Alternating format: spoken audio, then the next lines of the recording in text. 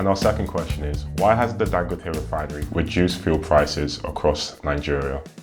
So we've seen with the Dangote Refinery, we mentioned in the first question that it's commissioned a couple of years ago. We've seen the change in importing refined products to exporting many refined products. But pricing in terms of one of the bigger refined products, fuel, has been very volatile. We've seen even just after the subsidy was removed and the Dangote Refinery was put in, prices shot up, and it's even gone past the 1,000 naira mark, especially in this year after the conflict. So I'm very interested to see your thoughts on where we see maybe prices going and the reasons for why the prices shot up so much in recent times. So Oluropo, happy to start with yourself. I think when you talk about it now, it sounds even scarier because I do remember when fuel prices were 165 naira per liter. Hearing it at over 1,000 naira is definitely bad.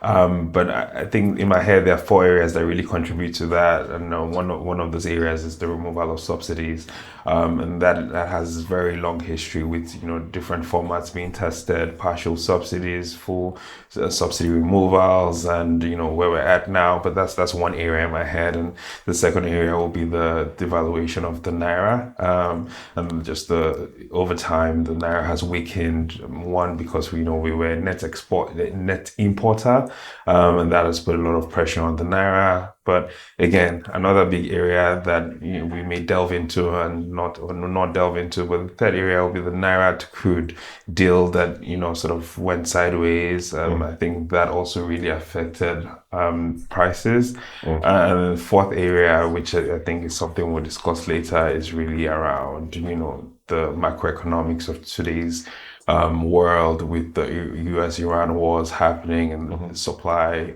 shortages. But if I was to just zoom into one of those areas and let Gospel and Musa give us a bit more wisdom, I think if we talked about the subsidy removals very briefly, that started off a couple of years ago with tests to do a partial subsidy because it was costing the government a significant amount of money to subsidize crude. And I'm guessing most of the people that will be watching this know why that has happened. But for those that are not aware, because we exported the raw materials and then imported the refined crude, it was very expensive. And for the average day-to-day user to not feel that full effect, the government has had to put subsidies in place, and this over time has costed the government so much money. Well, the arguments that say, well, it's taxpayer money, and of course, that's what the government is meant to do. They're meant to subsidize things here and there. But I think long term, the government didn't think that was sustainable and thought that we needed to start drawing away from that, partially or fully. Sure. It's a very controversial topic, but that's one of the realities that has led us to where we are today. Sure. And then when you go into sort of the weakening of the naira, and unfortunately that has been the reality for Nigeria for quite some time. And I see Gospel nodding from my side eye. So I'll slide this one to him to talk about it a bit more and sort of the other areas as well that have affected prices. Yeah, I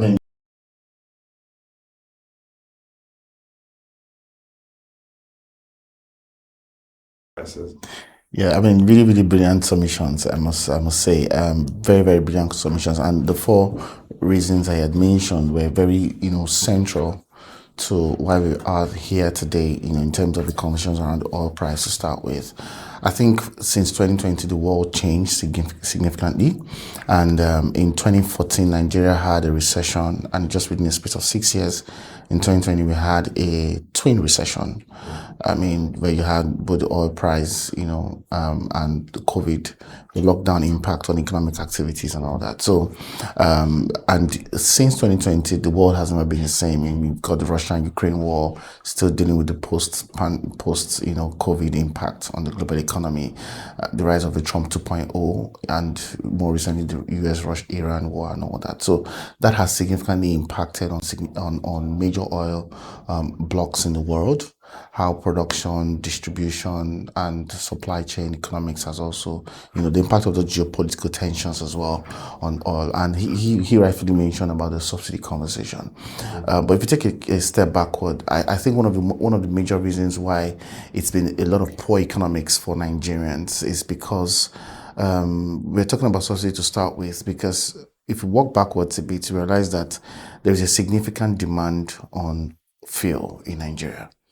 And if you look at it very well, the livelihood or the average lifestyle of the average Nigerian is literally roped around fuel.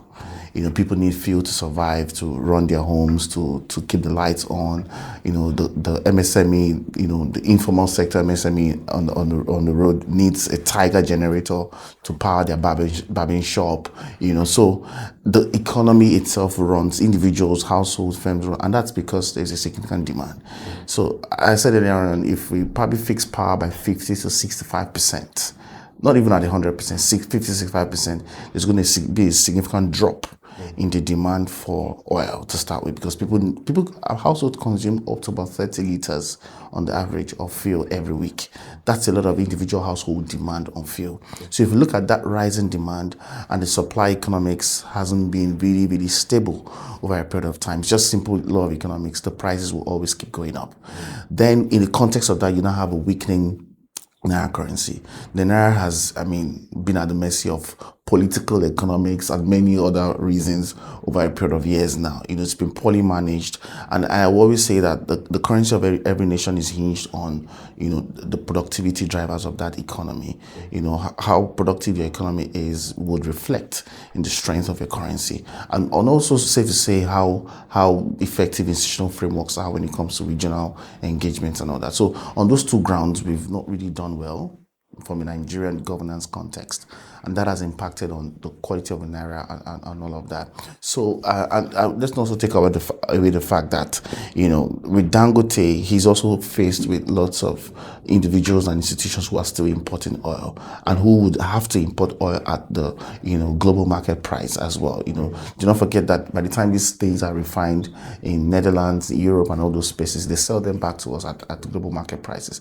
And we import, when we import, the economics of that importation as well also has its cost, and that cost will be translated to the final consumers.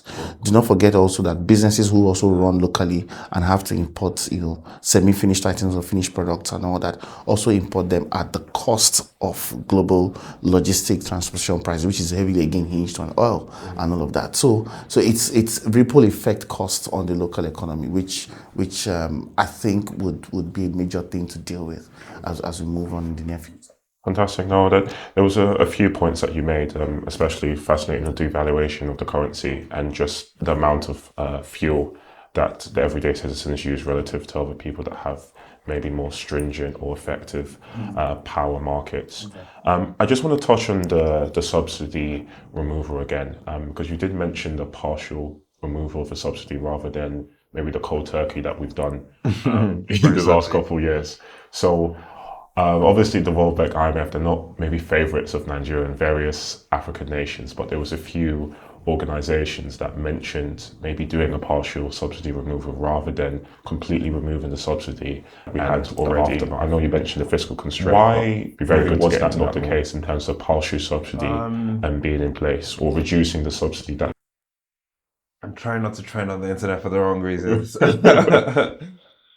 But I think the country tried in the first place. I think, as you said, before we got to the sort of cold turkey situation now, the country tried to do a partial subsidies thing before, and it didn't quite work out, because I think a lot of economics had the view that it wasn't sustainable long term for the country to keep on subsidizing. But as you say, like, different organizations have given their thoughts as to, whether they thought we could continue subsidizing for a longer term. I think it also comes from the fact that if we subsidize oil, and oil was not necessarily then a strong revenue driver because we were importing expensive oil, it then begged the question, so what were you going to use to fund the gap, right? Because if funding is from the government coffers, but then what is actually replacing all of that that deficit. So I think it was just a tricky one. Again, I'm trying not to be on one side, but just give perspective as to what has happened and why things were done. But we have an economist in our midst that would throw out some numbers. I'm sure Musa is also dying to tell us something. And could I mention maybe as a last question, and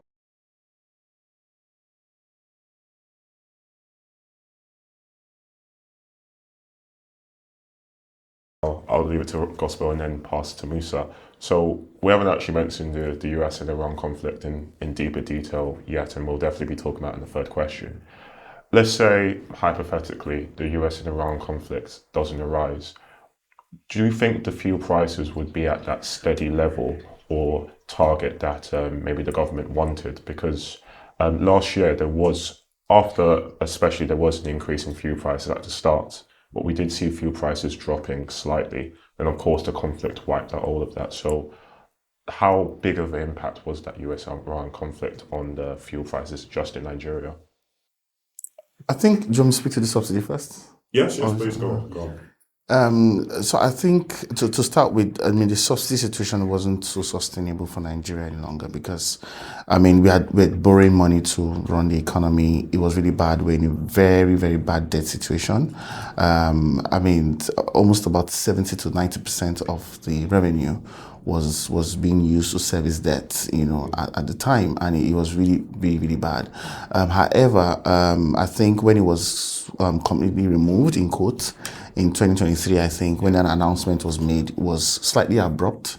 I think the approach and the timing wasn't really, really, really wasn't really human-centered, in quotes.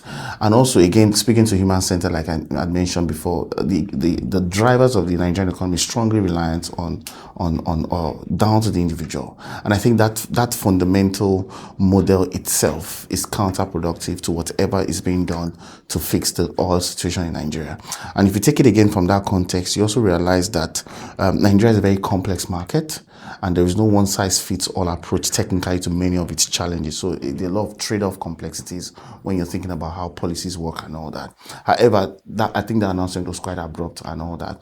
With Russia-Ukraine, with the US-Iran war, I think if that war hadn't happened, I wouldn't say for sure that oil prices would have really stable, because don't forget, we're still coming from the Russia and Ukraine war. There's a Trump 2.0 commissions on tariffs and all the like. So there was still, the geopolitical tensions were already hitting. Maybe the prices would have gone as high as it is now. Probably would have moderated for a bit and probably increased over a period of time. But I think the tensions were already there. The US-Iran war just took it out of Sure. waters. Yeah. Sure. No, interesting here, and it'll be great, Musa, to get your thoughts too. Obviously, I'll take Ropo's kind of 4 pillars as to why fuel prices have been impacted in Nigeria, but I'd love to get your thoughts. I know you've got I'm a going bit to start to say from about where how Gospel much Nigeria's stops. been I being think the imported irony into of London, the, but how that affects fuel prices in the the future Iran too. UK that Nigeria actually profits from war, unfortunately, right? So when we think about it, it's like anytime there's, these geopolitical tensions, all markets react. What it means for the Nigerian government is that the revenue is going to increase. But of course, then comes like the reality of the complexity that was already mentioned, which is when all prices go up, globally, government benefits, but then it results to inflation. So if you actually check the inflation numbers in Nigeria, in Nigeria's inflation has actually been reducing for 11 months up until I think March or April or May this year, and it increased back again. The inflation, I think now is close to like 16%. And it was the first time in 11 months that it increased. So government benefits from a revenue standpoint, citizens are losing. And I think when we now take the broader perspective of 2023 when the subsidy was removed by President Tinubu, right? I think first of all, I believe that Nigeria could not live in a subsidy reality anymore. I believe that it was the right decision, but I think that the issue was the planning, was the thoroughness about, okay, what do we do if we actually remove subsidies? How does that impact people? because from a Nigerian perspective, there's a fundamental problem of household income, right? When we say fuel prices are expensive or fuel prices are not increasing, it's related to the fact that for the average Nigerian person that has a car or is trying to buy gas, etc., those prices are expensive from their own pockets. If we put it in context to the global price markets, like Nigeria is below average. That is the Nigeria prices, like petrol prices, I think are like $0.88 per liter, whereas the global average is somewhere about like $1.32 per liter, right? So from a global standpoint, we are lower, but of course, for the Nigerian, I think it was, I don't know who mentioned it, but like the whole issue and conversation about productivity, if you don't have a population that is able to increase their wage, increase the capacity of their wages, how much they're getting, you are not really going to see the material benefits of having a Dangote in the individual lives of people. Liking this video so far, please take a moment to give us a like, hype, and subscribe. And don't forget to turn on your notifications so you never miss an update from us. For more deep dives and one-on-one interviews, you can listen to our podcast, Afribond Sessions, either here on YouTube or on Spotify. On the Afribond Sessions, we speak with leaders and key stakeholders across Africa and the African diaspora to explore the business, the ideas, and trends shaping the continent. You can also visit our website to learn more about the work we do at Afribond and our upcoming events.